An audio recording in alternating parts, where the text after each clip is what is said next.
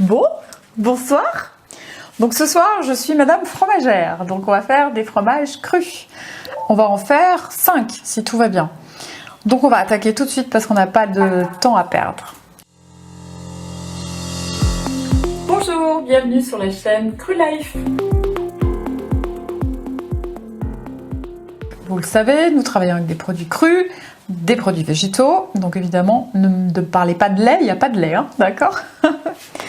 Alors, on va attaquer par couleur. Ce sera plus simple, comme ça j'aurai moins de nettoyage à faire. On va attaquer par un délicieux fromage qui est à base d'amandes fraîches. Donc vous prenez des amandes comme ceci avec la peau. Vous voyez? Classique, hein, avec la peau. Vous les faites tremper une nuit entière et après vous les émondez. Donc j'en ai gardé une pour vous montrer que on gratte un petit peu avec l'ongle ou avec un couteau. Voilà, elle a séché. Alors c'est moins facile que quand elles sortent de l'eau. Hein. Hop, et vous enlevez la peau. Donc je les ai fait une par une. Hein. Donc j'ai bien pensé à vous cet après-midi. Bon là c'est plus compliqué avec une fois qu'elles ont séché. Donc faites-le bien au moment où vous les retirez de l'eau de trempage. Pensez également à les rincer, c'est important. Pour enlever les enzymes inhibitrices digestives. Donc, vous voyez, même quand c'est sec, on y arrive, hein, mais bon, c'est moins facile. C'est beaucoup plus facile lorsque elles sont bien trempées. Hop, voilà. Mais bon, c'est faisable quand même. Donc, vous avez 120 g d'amandes, d'accord? Donc, vous avez fait tremper et auquel vous avez enlevé la peau. Vous mettez ça dans le blender. Donc, aujourd'hui, on ne se sert que du blender. En fait, vous allez mettre tous les ingrédients. Ensuite, vous allez mettre, hop, 50 ml d'eau de mer intégrale. Donc si vous n'avez pas d'eau de mer intégrale, vous mettez de l'eau classique et vous rajoutez le sel, tout simplement. Ensuite, on va mettre... Alors moi j'ai choisi de mettre j'avais des gélules de probiotiques que j'utilise pas parce que en mangeant cru, c'est plus le genre d'aliment de complément alimentaire que j'utilise. Donc du coup, je me suis dit c'est l'occasion de les passer. Donc si vous n'avez pas d'ampoule de probiotiques, vous pouvez mettre du jus de lactofermentation, ça marche super bien. Moi habituellement, je le fais avec le jus de lactofermenté. Évitez l'ail, hein, c'est un peu trop fort en goût, donc votre fromage, enfin sauf si vous voulez faire un boursin à l'ail, là ça marche super bien. Un petit peu de poivre. Alors, vous pouvez mettre, oui, c'est du poivre.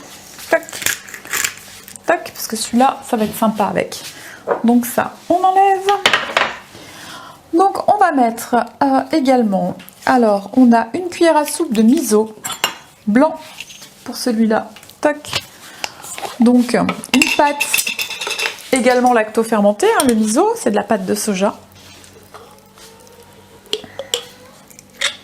On va mettre une bonne cuillère à soupe.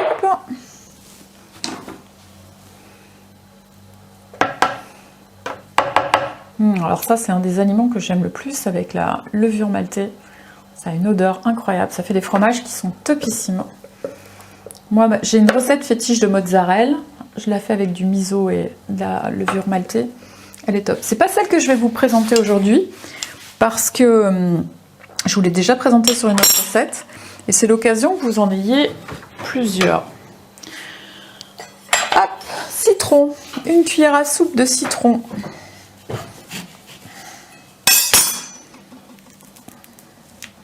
Comme d'habitude, moi, je fais au pif. Alors, tous les fromages que je vous propose, vous pourrez les aromatiser avec des herbes et des épices. Donc, à votre convenance. Ce qui est bien, c'est que vous les testiez une fois nature. Et une fois que vous savez quel goût il a, vous pouvez aromatiser comme vous voulez. Moi, j'aime beaucoup le cumin, toutes les herbes sèches, l'origan, comment? J'ai mangé le nom. Faites attention avec ce qui pique beaucoup. Il y a par exemple le thym, ça va très bien. Le romarin, c'est pas possible. Ou alors, faut l'enlever au moment où vous allez le déguster. Vous le mettez juste en aromatique. C'est dommage, à mon sens. Allez, et on blende.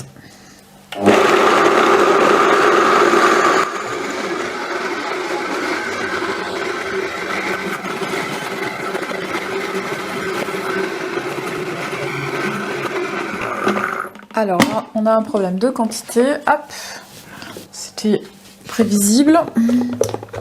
Les petites quantités avec un gros bol comme ça, c'est pas idéal. Hein.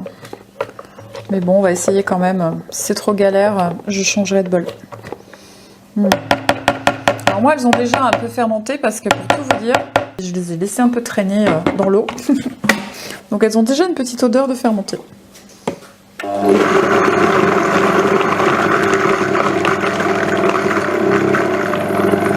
Ouais, ça va être compliqué. Alors, ce que je vais faire, je vais mettre hop, dans un plus petit blender. Je vais peut-être même faire en plusieurs fois. On va voir. Je vous ai pas fait des grosses quantités parce que vous les fassiez affiner ou pas, ou que vous les mangez frais, il faut pas vous en lasser. Donc, moi, je vous conseille d'en faire plusieurs. Quand vous faites opération fromage, vous en faites au moins 2 ou 3 en petite quantité. Comme ça, vous pouvez aussi affiner vos goûts. Hein, vous pouvez commencer par une version, puis après, hop, bah tiens, je vais essayer à l'amande. Celui-ci, il peut être frais ou il peut être affiné. Donc s'il est frais, une fois qu'il est terminé, vous pouvez vous le laisser 2 jours au frigo. Et si vous voulez le faire affiner, vous le laissez 24 heures en extérieur. Et ensuite, vous le mettez sur une planche en bois et vous le retournez toutes les 12 heures. On peut aller jusqu'à la moisissure. Hein. Tout est possible, l'affinage. C'est pour ça que c'est vraiment une question de goût. Donc, il y a une recette de base. Et après, c'est à vous de jouer en fonction de vos goûts. Alors, on va encore en mettre un peu. On va voir ce qui nous fait le petit blender là. Hop.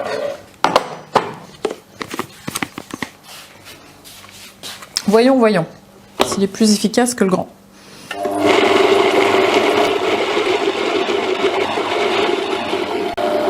Et oui, c'est sans comparaison. Donc, on va pouvoir le recharger. Ouais, je crois que je vais tout faire dans le petit là.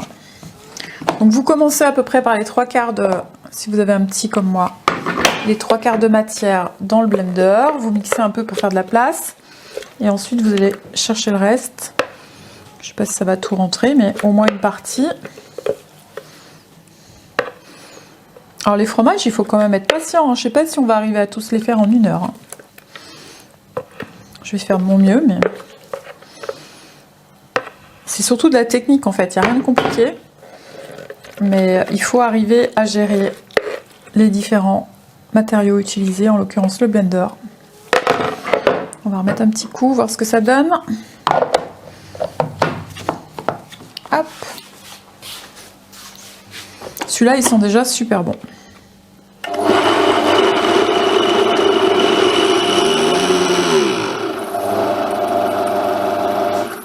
Il désamorce vite. Hop.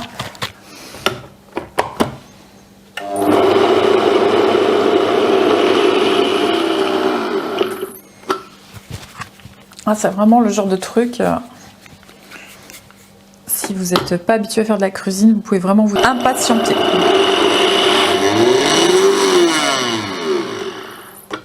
Parce qu'on joue contre les éléments.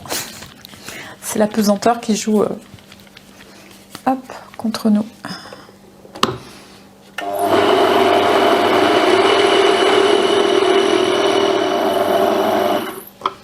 On va rajouter le reste.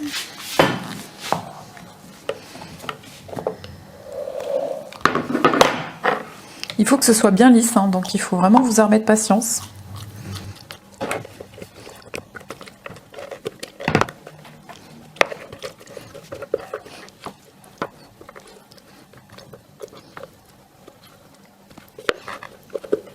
Comme vous allez voir, on va utiliser différentes oléagineuses aujourd'hui, et voire même des céréales, puisqu'on va en faire un au sarrasin. Très original celui-là. Alors, bon, il va falloir que j'oublie le grand blender, parce qu'en plus ça fait du gaspillage. Je m'en doutais, mais pas à ce point-là. Hop, j'ai jamais fait avec ce blender là. J'ai fait de la mozzarella. Moi je fais souvent de la mozzarella parce que sur la pizza je trouve qu'elle est top. Et puis franchement elle a rien à envier à l'original.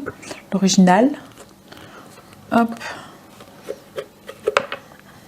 Mais cela, j'ai jamais fait avec ce blender. Bon, voilà, on va s'arrêter là. Tant pis si on en perd un peu. Allez.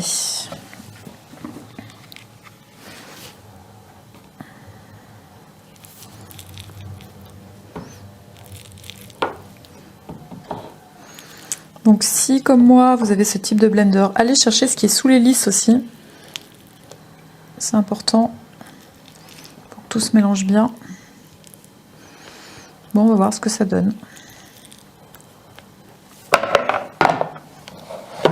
C'est parti!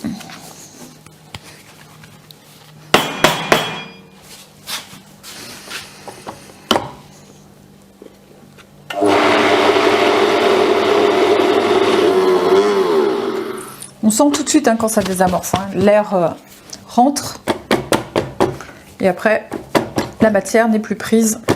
Donc ça tourne dans le vide.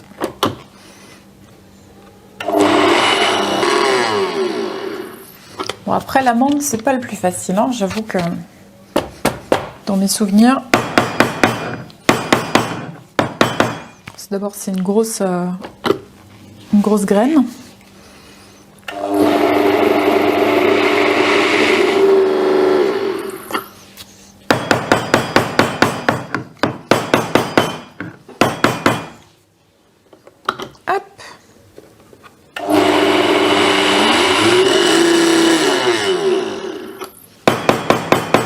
Alors ça marche, hein, mais il ne faut pas être pressé.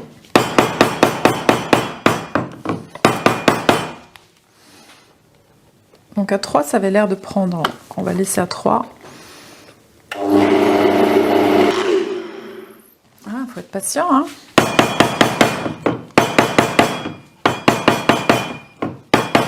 Là, on n'est pas loin du résultat final. On va voir à quoi il ressemble. Allez. Voyons.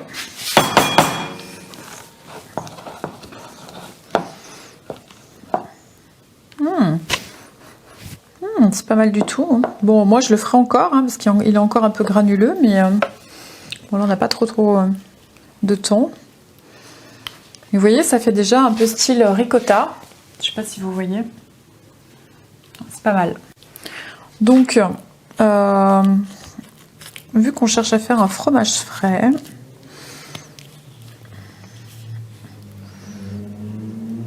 moi j'ajouterais presque une petite goutte de citron. Et je pense qu'il est bientôt prêt. C'est dommage hein, d'arrêter là parce que... Hop, donc vous enlevez, si vous le faites en même temps que moi avec le même matériel, vous enlevez ce qu'il y a sous la lame. Vous allez rajouter un tout petit peu de citron. On va remettre un petit coup. Et on va le laisser comme ça. Donc vous aurez votre fromage frais. Si vous le voulez sec, donc je redis, vous le mettez dans une passoire 24 heures à l'extérieur, vous couvrez pour qu'il s'égoutte. Vous le mettez sur une planche à affinage, sur une planche en bois, et vous le retournez toutes les 12 heures. Jusqu'à ce que vous ayez l'aspect, vous verrez, ça va former une croûte. Et après, une fois qu'il vous paraît sympathique, c'est qu'il est prêt. Donc j'avais dit on rajoute du citron, mais oui, j'ai déjà oublié, j'ai refermé sans rajouter le citron. Donc pas beaucoup, hein. Quelques gouttes. Hein. Tac. À mon avis, il est un peu sec. C'est aussi pour ça qu'on galère. Hop.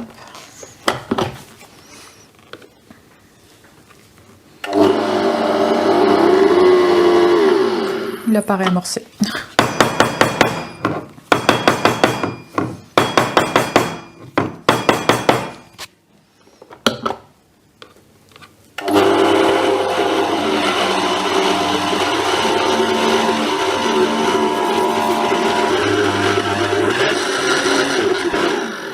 Il y a bien un problème de texture. Hop. Parce que là, il amorce mieux.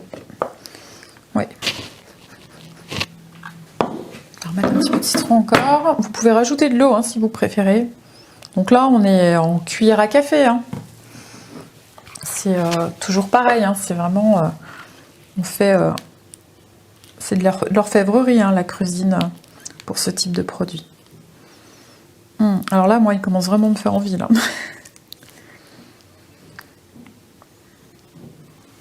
Il a une super couleur. Il est top. Alors l'amande, c'est ce qu'il y a de plus, à mon sens, de plus raffiné. C'est subtil, c'est fin, c'est délicat.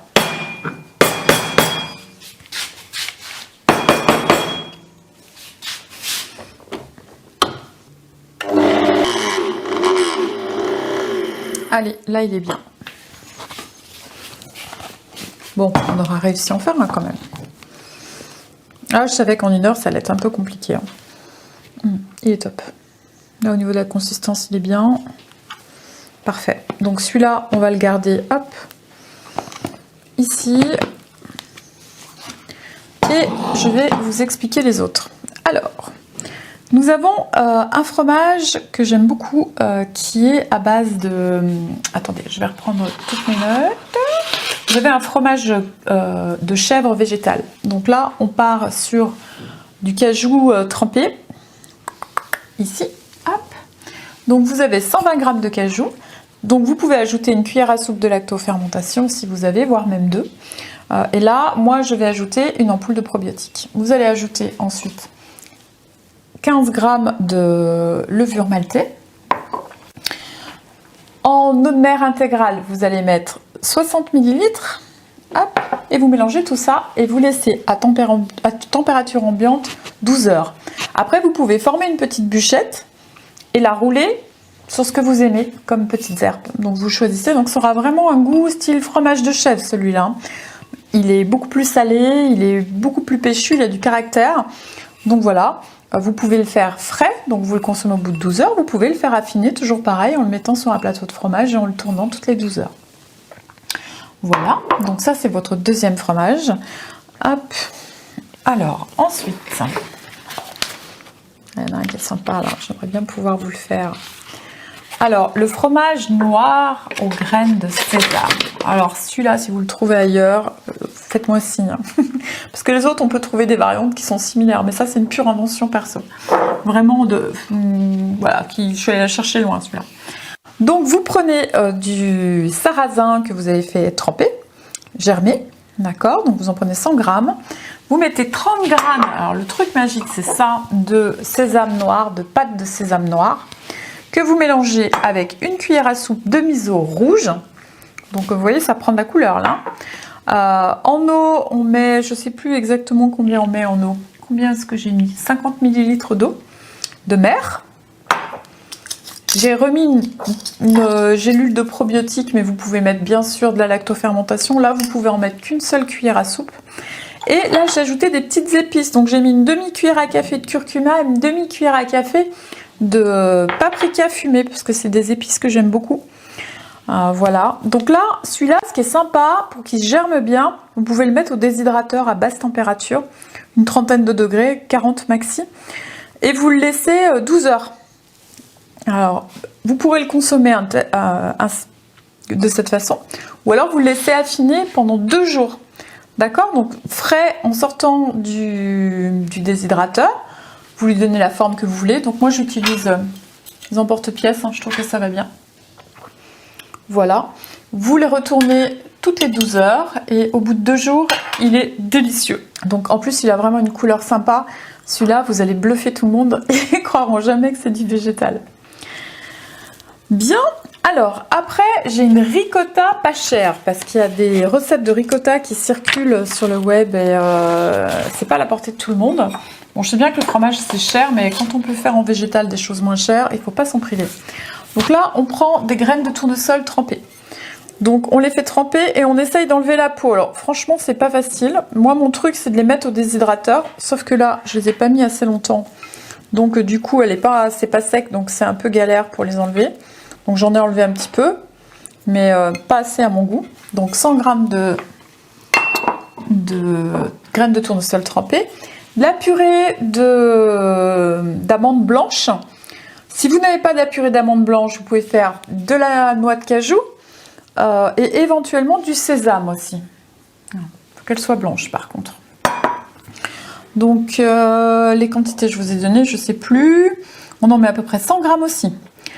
Moi, je remets du probiotique, mais toujours pareil, vous pouvez mettre de la lactofermentation. Là, il faut en mettre 2 cuillères à soupe. Vous avez en eau de mer, est-ce que j'ai noté la quantité? Non. Alors, heureusement, c'est dans mes tablettes. Vous avez 100 ml d'eau de mer, vous en avez davantage. D'accord? Donc, la ricotta, elle est plus liquide. Et 2 cuillères à soupe de citron. Et après, vous stockez. Alors là, c'est très particulier, c'est différent. Vous stockez dans des bocaux. Mettez dans des petits bocaux. Et au bout de 12 heures, eh ben, vous avez votre ricotta. Vous la mettez au frigo, vous pouvez la conserver plusieurs jours sans problème. Et si elle est bien au frais, voilà, elle va plus bouger, donc il n'y a pas de souci, vous aurez quelque chose de vraiment sympa. Donc après, la dernière recette, c'est une mozzarella mixte. Alors, je vous avais déjà présenté une recette de mozzarella que moi je fais très souvent. J'aime beaucoup l'autre, mais celle-ci aussi est sympa. Donc voilà, après à vous d'essayer les deux, vous verrez, vous l'avez déjà sur mes... si vous avez suivi tout le cursus, vous l'avez. Ça doit être sur la pizza, il me semble, de mémoire. Ou je l'ai donné dans une recette qui n'avait rien à voir. Donc vous mettez 120 g de noix de cajou ou 60 g de noix de cajou, 60 g de graines de tournesol. Donc soit vous faites tout noix de cajou, soit vous faites un mix comme moi. Moi, je fais toujours un mix avec les graines de tournesol pour 2 raisons. D'abord, parce que c'est moins cher. Ensuite, parce que c'est bien meilleur pour la santé. Il faut savoir que les graines de tournesol, quand elles sont réactivées, c'est excellent pour le pancréas. D'accord? Donc, voilà, très intéressant. Puis au niveau nutritionnel, c'est génial. Après, vous mettez 100 ml d'eau de mer intégrale. Hop. 30 g, c'est pas mal, hein, de levure maltée. 2 cuillères à soupe de citron et du psyllium. Et là, vous allez avoir une texture mozzarella incroyable. C'est vraiment, ça marche super bien. C'est délicieux. Moi, j'aime beaucoup. C'est vraiment le genre de truc que je peux manger comme ça. Carrément à la croque. Et là, vous avez l'intégralité de mes recettes. Donc, qu'est-ce qu'on fait? On s'en tente une. On va se tenter la ricotta pas chère. Tac. On va changer de blender.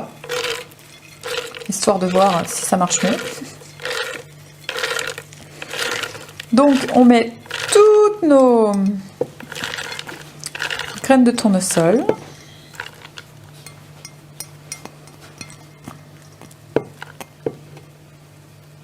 Si on peut laisser un peu de peau au passage, on les laisse. Voilà, j'en laisse un peu, c'est pour ça que je trie. Je mets un peu plus de temps que d'habitude. Voilà, ça reste pas grand chose, mais c'est toujours ça en moins. Alors, 2 cuillères à soupe de citron. «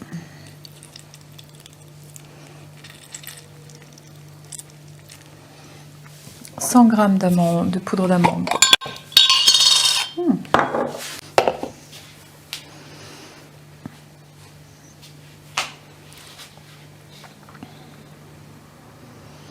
Alors, on va mettre la bonne unité de mesure, les grammes. Alors faites attention, si comme moi elle n'est pas mélangée, ne mettez pas que de la graisse.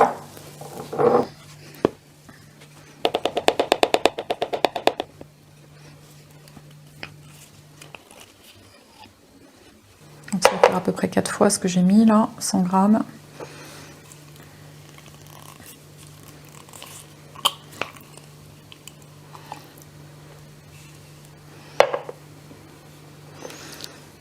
Donc les pots, pour qu'ils se mélangent, ce que j'ai pas fait, il faut les mettre à l'envers dans le placard. Vous savez ça? Hop, comme ça, du coup, l'huile se mélange avec la pâte. Mais là, moi, je les ai mis droit, comme une bécasse. Des fois, quand on range les courses, on réfléchit pas à tout. Allez, encore 90 grammes.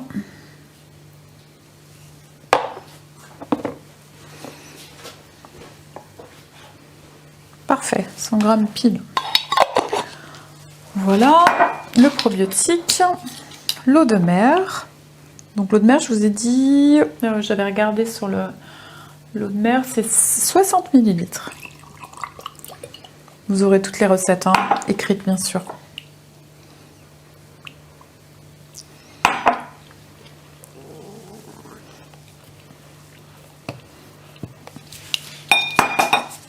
Et la gélule de probiotique.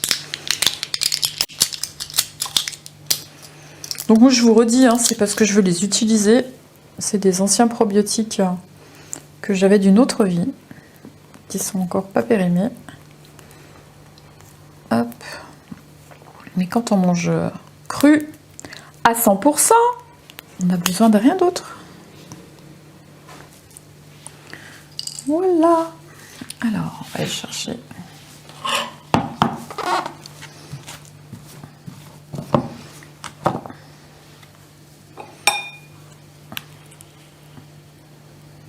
Ça fait envie ce truc-là. Allez, c'est parti. On tente la ricotta pas chère. Donc ricotta, génial pour farcir des petits raviolis, de betteraves, des petites tranches fines de légumes. Vous mettez ça au centre, c'est délicieux. Plein de choses qu'on peut faire en ravioles, en fonction de la saison bien sûr.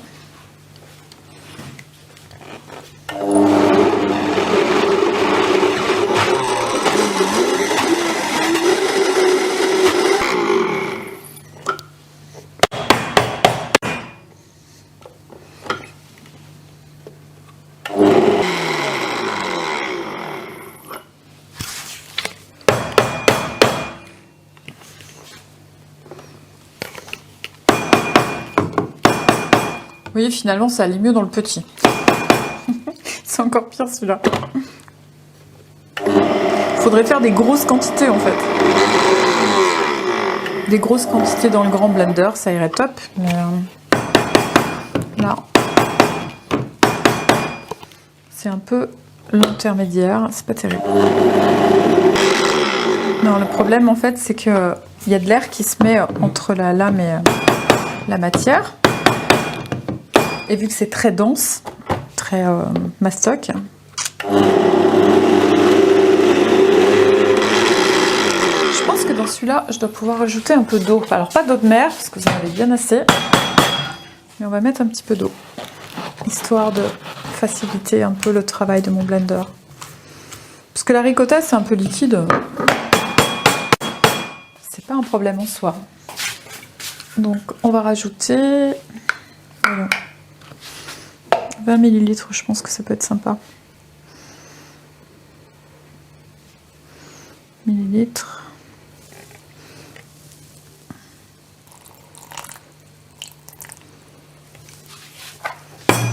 « 22 pour être précis.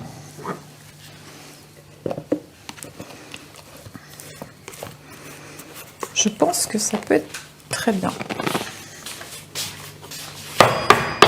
Ah, maintenant, il faut que ça redescende. Hein.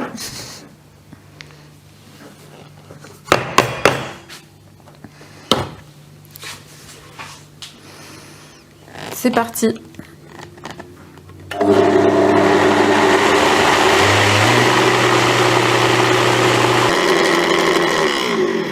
Vous voyez, l'hydrométrie, c'est pas facile, hein, parce que une fois que vous allez le faire avec des graines bien mouillées, là, je l'ai mis un peu au déshydrateur et en fait, je pense que c'est ce qui manque. Parce que vous perdez beaucoup d'humidité au déshydrateur.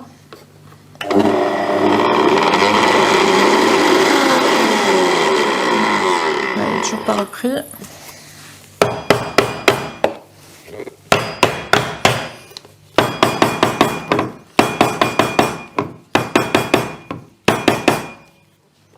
Les voisins du dessous doivent se demander ce que je bricole.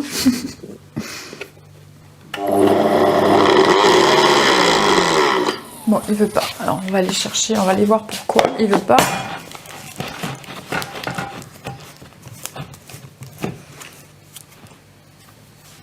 Hop. Allez, top là. Ça reste encore très dense. Hein. Alors, il faut que je fasse un appel d'air, voilà. L'appel d'air est fait. Je vais aller chercher ce qu'il y a sous le blender. Il a bien chauffé là. Après, la texture est bien. Je voudrais bien un dernier coup. Je vais tenter. Mais dans le pire des cas, ça peut faire.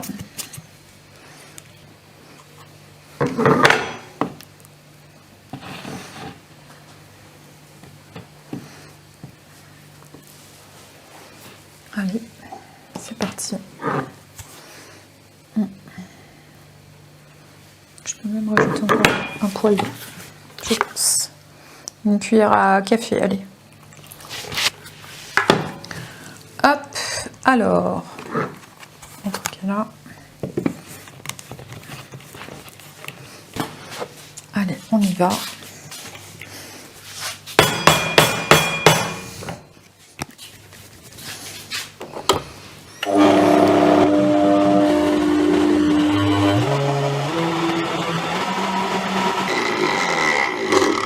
Alors attention, c'est bien chaud.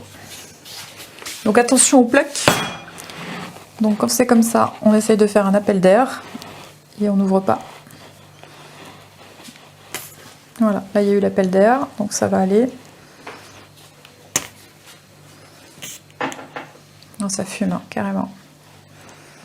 Donc faites attention à que ça vous gicle pas la figure. Vous avez vu, hein, je prends mon temps. Et là, elle est top. Cette fois-ci. Donc là, on met dans les petits pots. Là, elle est parfaite. Hein. Donc vu qu'elle est chaude, vous n'allez pas la fermer tout de suite. Vous la laissez refroidir. Vous pouvez la mettre dehors s'il fait frais dehors. Alors, ce qui est génial avec la chaleur, c'est que ça va fermenter encore plus vite. Donc vous allez pouvoir la manger très vite en fait. Par contre, si vous la mettez comme ça, vous la fermez comme ça, vous allez avoir des surprises. Donc laissez-la bien refroidir avant de fermer. Donc moi, j'ai pas beaucoup de conserve, alors j'ai pas trouvé un pot. J'ai pris juste 2 petits parce que c'est à peu près tout ce que j'avais en conserve.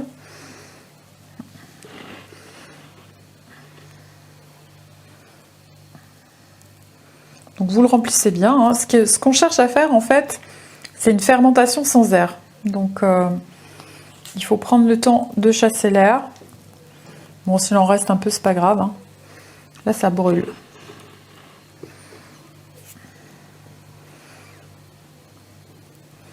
Une fois qu'elle a refroidi, vous pourrez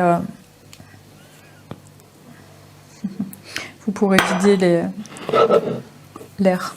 Parce que là, il y en a. Hop. Voilà, on va le laisser comme ça pour l'instant. Donc elle refroidisse. On va faire l'autre.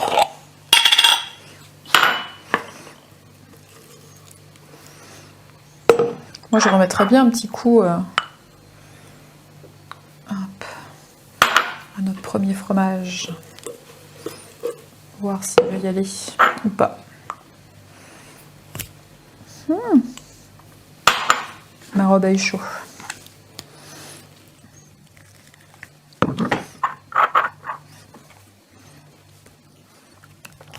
Alors vous verrez, si vous êtes fan de fromage, vous allez retrouver vraiment un plaisir similaire. C'est à la fois crémeux, salé, avec du goût. Si vous aimez vraiment le fromage qui a du goût, faites-le affiner. Allez jusqu'à la moisissure pour voir ce que ça donne. Vous allez vous retrouver les chèvres, vous les faites aller jusqu'à la moisissure, ça vous fait un roquefort. Sans risque de vous intoxiquer. Il faut que votre planche en bois soit propre, quand même, bien. Ça, c'est logique. C'est le b.a.-ba. Hop. Et là, pareil, vous laissez refroidir. Vous récupérez bien tout le fromage. Ah, tout ça au fond, j'avais pas vu.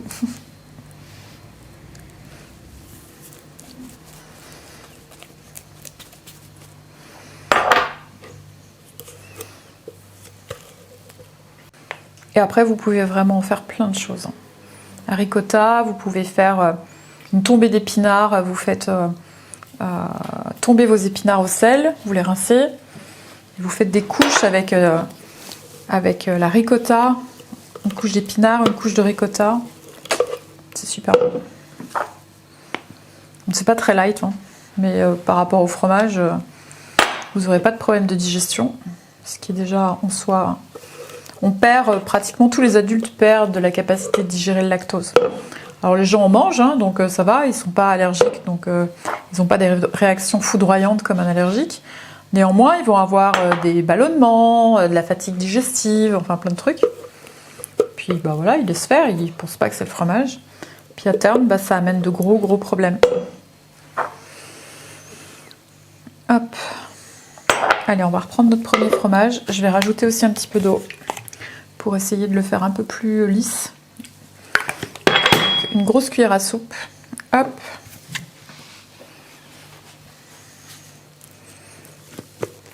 Parce que c'est pareil, ça fait longtemps que les graines sont sorties de l'eau. Je pense qu'au niveau hydrométrie, c'est pas le top. En plus, il fait relativement chaud chez moi. On y va.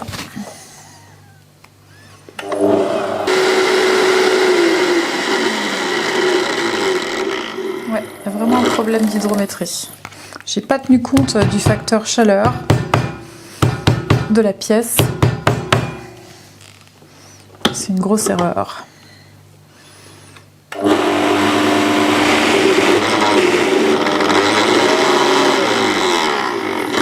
Ouais, là ça va beaucoup mieux. Il faudrait encore rajouter un tout petit peu d'eau. Hop, et après c'est parfait.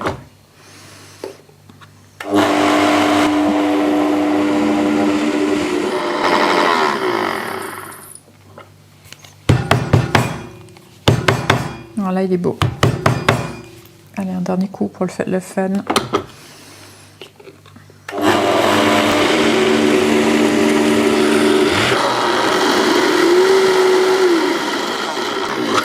Et voilà, on en aura au moins 2 qui sont bien comme il faut. Donc notre tricotta. Hop. Et là c'est vraiment le top. Là il est superbe. Donc là on a envie de prendre une cuillère et de le manger. Voilà. Bon, ça aurait été un live un peu particulier, mais bon, c'est comme ça. Je me doutais que j'aurais pas le temps de tout faire. Au moins l'avantage, c'est que vous avez compris le principe. De toute façon, c'est le même pour tous. Donc vous allez retrouver exactement la même façon de procéder. Là, l'avantage, c'est que vous avez 5 recettes. Vous avez vu 2 réalisations, donc ça vous donne... Là, je vous ai cumulé tous les problèmes qui peuvent se manifester.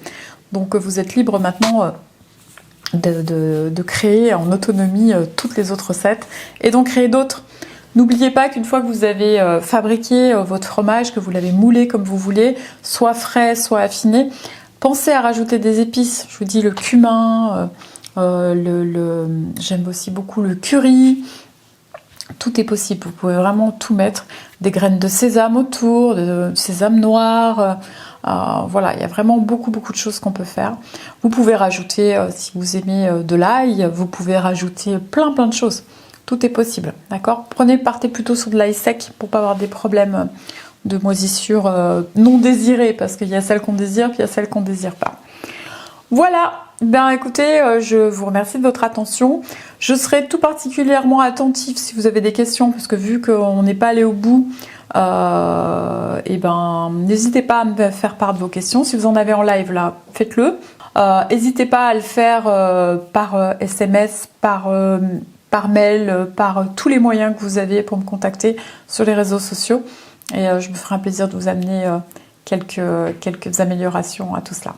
Allez, bonne soirée et à dans 15 jours.